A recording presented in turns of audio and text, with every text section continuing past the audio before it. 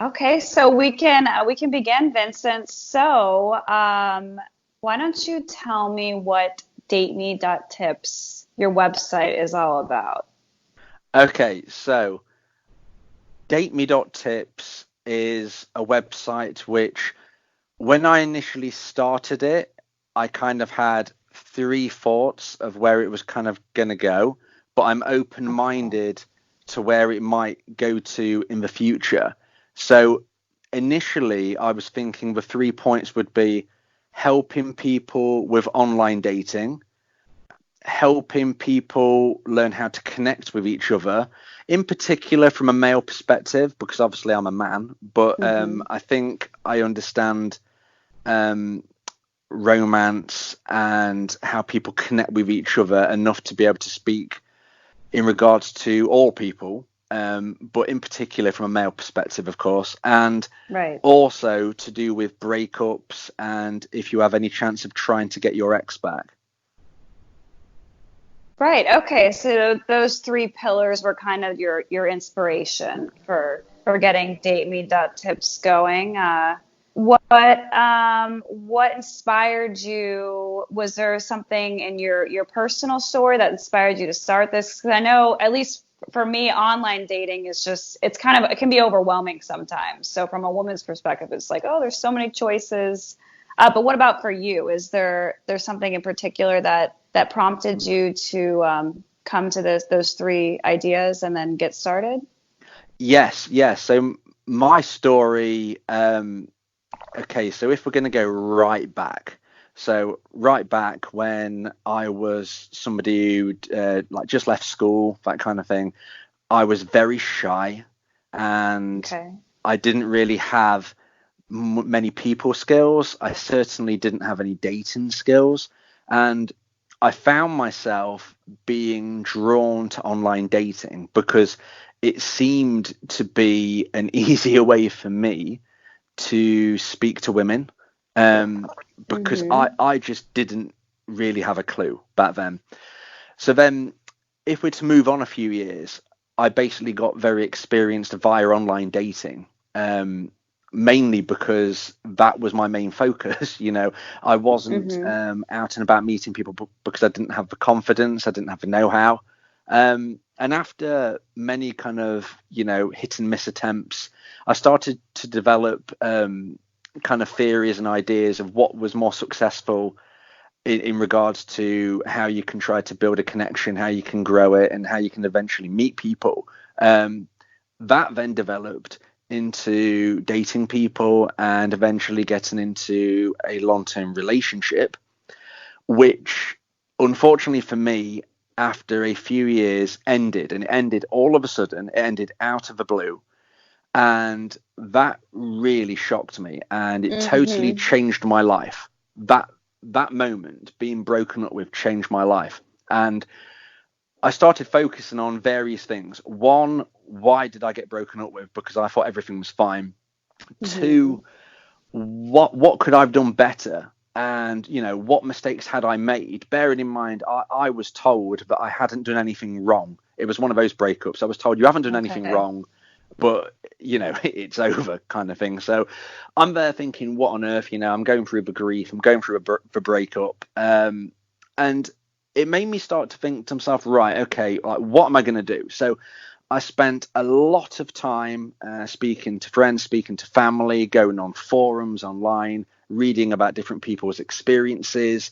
And I started to Mm-hmm. piece together ideas and concepts about why breakups happen, about male and female sexual polarity, Mm-hmm. about dating in general.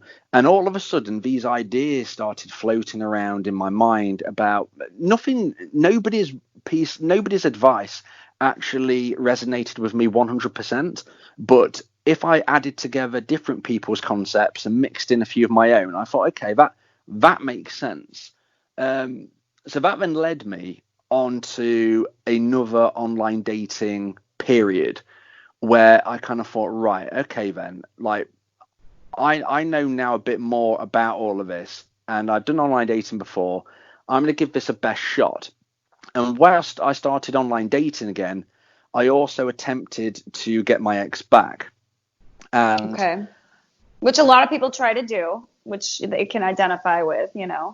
100%. And, flashing forward just kind of briefly, I found that to be what people are most interested in regarding like my email coaching and things. But Mm-hmm. I'm getting ahead of myself a little bit, but I found that getting your ex back, or trying to, and understanding a breakup and getting through it, is what most people seem to be interested in regarding me. So with all of this going through my mind, I started to do this online dating, but whilst at the same kind of time was trying to get my ex back, trying different things. And it ended up being a situation where I did get her back, and we didn't last forever again. It ended for a Mm-hmm. different reason this time, and one I was kind of more accepting of, in regards to, okay, I get that we had different life goals ultimately, and that's fair enough.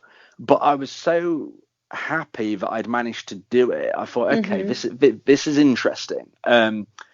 Mixed with all of this, I went on a bit of a, what I call kind of like a dating rampage. Okay. It wasn't meant to be that way. It wasn't designed to be, I'm going to date loads and loads of women. It just panned out that when I was dating these women, it had gone from the past where I didn't know how to speak to girls, to me being in a position where I seem to hold the cards. And that's not being arrogant, but it's Mm-hmm. just being in a way that I was more often than not making the decisions if it proceeded or not, which I was never in that lucky position previous. Do you So think with all of, that's because why do you think that, not from a point of arrogance, but a point of you held the cards, maybe because you were more confident and I, you had taken the time to do research, you know, self-improvement? Is that what you mean by holding the cards? yes, exactly. Everything I'd kind of learned to this point, which was, as I mentioned, it was discussing with friends and family. It was thinking of my own ideas, a bit of trial and error, but also reading online other people's ideas, some of which I thought was nonsense, some of which I thought, okay, there might be something in this, and blending everything together. Mm-hmm. It was kind of like a perfect storm, as they say, of events, which led me to become more confident. I had more of a live and let live kind of attitude. I was coming out of heartbreak, and I was very much like, well, I don't really care. Like, you know what I mean? It was less about me being very timid and, oh, I'm really scared, to me being more forthright. And when I started learning about sexual polarity, when I started learning about how that, and you do have to generalize in these instances. There is never a 100% guaranteed, thing that you can fit for everyone. But in general, most women are attracted to people in their masculine. So that is generally Mm-hmm. men, but if they're a lesbian, it would be, more of a masculine female. And Mm-hmm. most men are attracted to women in their female. So Mm-hmm. once you understand this, and I've gone over that very, very quickly because one of the books I've written is on that. But in essence, you can kind of say to yourself, I know what I need to be to attract the majority of people, and such things which feminine people generally like are leadership skills, are being a man of action, are being somebody who is confident and stable. And these kind of things I didn't really showcase previously, whereas all of a sudden I was now showcasing them. And I it see. led me to a point where I thought, there's something in all of this. Um, and that is when I thought of DateMe.tips, because I Mm-hmm. was thinking, initially I wanted to write a book about online dating, because I thought to myself, I actually said to myself, gosh, I could write a book on this. And I thought, why don't I? you know, um, and that was the beginning, because with DateMe.tips, I thought, well, I needed a website to showcase the book that I was going to write. Mm-hmm. And that Uh, turned into, you said you get requests via email for dating advice, or what is that service that you provide? yes. So initially, I decided to write the first book, which was about online dating. And when I wrote that book, and bearing in mind I'd never been an author before, and it's funny I mention it right now because I'm in the process of actually doing the second edition, mainly because it could have been written better, and secondly, it's a couple of years old now. And there's a few things, it's a fast moving world, and there's a few things that I've actually changed my opinion on. So, but that was my first book. Then instantly I started writing the second book, which was designed to help men learn about how to attract women. Again, I am generalizing, but to give them an edge, you might say. And then once that book had been written, I moved straight on to writing the third book, which was about heartbreak, trying to get your ex back, but recovering from heartbreak if you can't do that. And when I put those books on this website, it just seemed to me that there was something missing. I just felt, I've made this website for books, but I think I could offer a more personalized service. So I decided to start doing podcasts, mainly to kind of get myself out there. And I do think that when you're trying to sell something, you need to prove to somebody why you're selling them it. I don't think you should just, for instance, write a book and advertise it. And people are thinking, well, who are you? So I started doing podcasts thinking, well, this will kind of get my name out there. And if people like what I'm saying, they might buy a book. But then I started to find out via the comments and whatnot that people wanted something more personalized, because books are generalized, podcasts are generalized. So I started to do an email coaching service where, regarding those three main pillars, as well as if it was a lady who wanted to learn about dating a man, I believe I could cover that as well. But if anybody wanted help with dating, with getting over a breakup, trying to get their ex back, or online dating, I believe I could help them via email coaching. So they will tell me their problem and I will give you my opinion and an action plan. Just in essence, it's advice. Obviously, you're responsible for your actions and your decisions, but I'm there to provide my opinion. Right, in a personalized space, a little more personalized than the generalized book or the podcast. That's excellent. 100%. And whilst I was actually just finalizing everything regarding that, I thought, you know what, it's one thing having your own beliefs and ideas, but I could do with some type of academic qualification as well. So I was searching and I found that there was a course for relationship and couples counseling. And I completed that course and I managed to obtain the highest grade you could, which was a distinction. So I thought to myself, right, okay, I've got my own theories, but now I've actually got a proper qualification in relationship and couples counseling. That's kind of like the final string to my bow that I feel. Yeah, for once you're in the relationship, advice for maintaining a healthy balance, and is that the type of things you learned in that course? Just maintaining a healthy relationship? Definitely, yes. I mean, I'm qualified now that if I wanted to, I could, meet people, physically one-on-one, like couples, and discuss their problems. If you was going through, like marriage counselling or couples counselling. However, I do think that's a little bit restrictive in regards to, you can only meet people who can get to you. Whereas I've done email coaching for people across the world. So I'm in England. I've done email coaching in the US, Canada, Spain, different areas of Europe. It's going quite worldwide. So I thought, why restrict myself to who can see me physically when I'm helping these people around the world? And you're helping singles and people in relationships, because where there's all both. So you've moved to that, expanded to that space.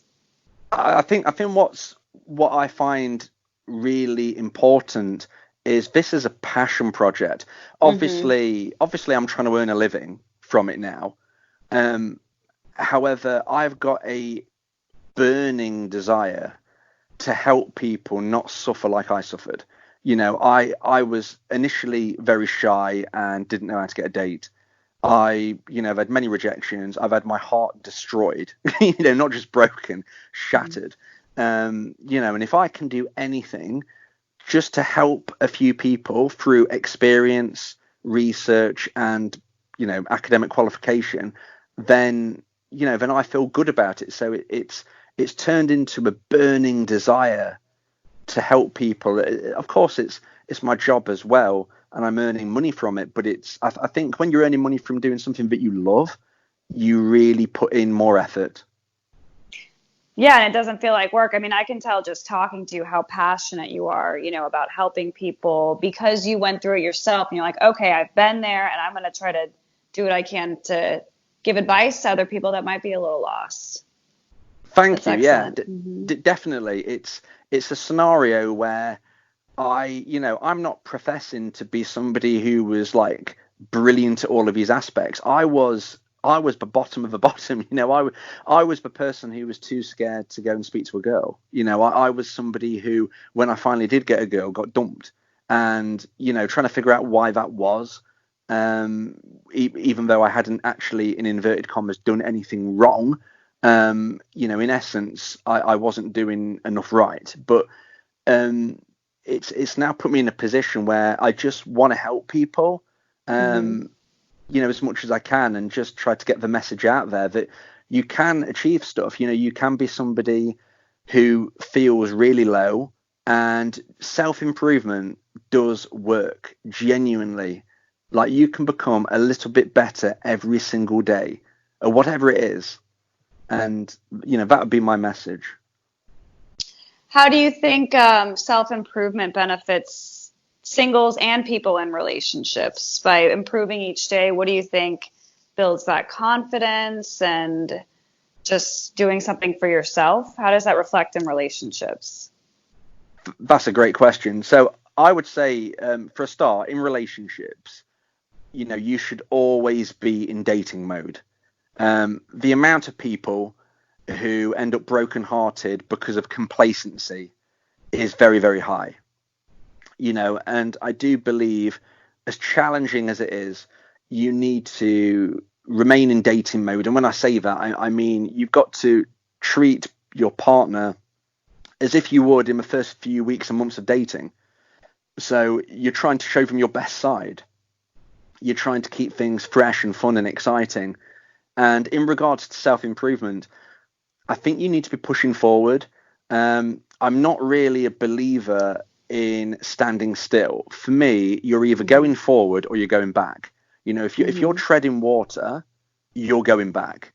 Um, and just touching on the sexual polarity belief that I have, I do think that is especially important for the person who is more masculine in the relationship. Um, Somebody who showcases drive, somebody who showcases kind of a desire to push forward is generally a trait that is found very attractive by people in their feminine. So most Hmm. women will find a man with passion, desire, drive very attractive. So it's important for women as well, of course. But if you're a man and you don't have any drive, if you're a man and you've got into a relationship and you're not suggesting how this is going to go forward, you're not, maybe you don't live with each other and you don't suggest moving in with each other, 9 months, a year and a half down the line, then you can expect to get dumped. Okay, Hmm. because that is just how it is. It is important for everybody to self-improve and to have goals, but in particular, the person who's more masculine in the relationship is going to be the person who is probably looked upon to make suggestions of how things can go forward, and self-improvement is a part of that. If you're somebody who is happy in you kind of doing what you're doing, but you get into a little bit of a rut, that is not appealing in a relationship to your partner. That's how I see it. Right, right. I agree. I definitely agree on self-improvement because I see what you're saying more so with the man moving the relationship forward. But, for women as well, I feel like it's more attractive for both partners always to have that, growth mindset and keep going forward and, rather than becoming stagnant. That's excellent, excellent point. Don't know if I'm going to pronounce this right. Your patron service? Oh, okay, yeah, Yeah. yeah. Tell me what that's about. Your Okay, patron service. so in essence, there's a website called Patreon, and Okay. it's something that other people connect to their websites as a way of trying to help sustain what they're doing. So creatives do it often because it's a good way of getting kind of fans to support you. Um, so I've connected it to my website and I promote it on my podcasts as a way of saying, if you like what I'm doing and you would like a little more of it, then on my Patreon, if you pay a minimal amount of money a month, you will be able to unlock extra content. It's kind of like a extra content behind a very small paywall, in essence. Mm. Nice. Very nice.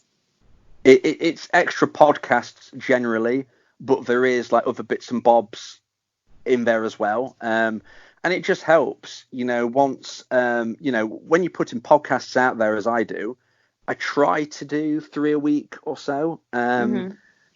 It can be quite time consuming, thinking of topics, doing the podcast, making sure it's gone okay and you haven't gone wrong and have to start again.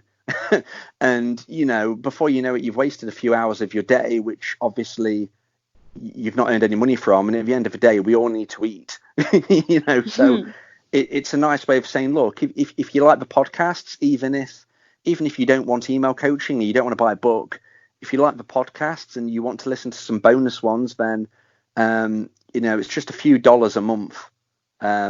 You can unlock those. Excellent. Very, very nice. I think that's all I have for you today. Is Oh, there it's been anything else brilliant. you want to talk about? I mean, I think we've gone over everything in general. Yeah, It's a little more been a info. brilliant interview. Thank you so much for taking the time to want to do it. Of course. Thank you for having me.